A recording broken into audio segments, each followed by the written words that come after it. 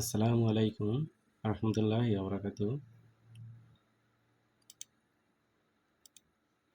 আপনাদের যদি এক্সেল শিটে অনেকগুলো টেবিল থাকে এবং এই টেবিলগুলোকে এক ক্লিকে কিভাবে অল বর্ডারে পরিণত করবেন, চলুন দেখা যাক আজকে এই কাজটি কিভাবে করা যায়। দেখুন আমার এখানে অনেকগুলো কলাম রয়েছে যেখানে টেবিল আকারে রয়েছে। এই টেবিলগুলোকে একটা একটা করে সিলেক্ট করতে গেলে অনেক সময় লাগবে।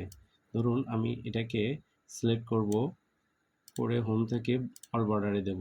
এভাবে একটা একটা করে সিলেক্ট করতে এভাবে একটা একটা করে কলাম সিলেক্ট করা এবং টেবিলে পরিণত করা অনেক সময় সাপেক্ষ। চলুন দেখা যাক কীভাবে এক ক্লিকে এই টেবিলগুলো করা যায়। প্রথমে Ctrl+G প্রেস করুন। এরপর স্পেশালাইজ থেকে কনসোলে ক্লিক করুন। এরপর ওকে করুন। দেখুন আপনার টেবিলগুলো সিলেক্ট করে নিয়েছে। এরপর Alt+H+B তে ক্লিক করুন।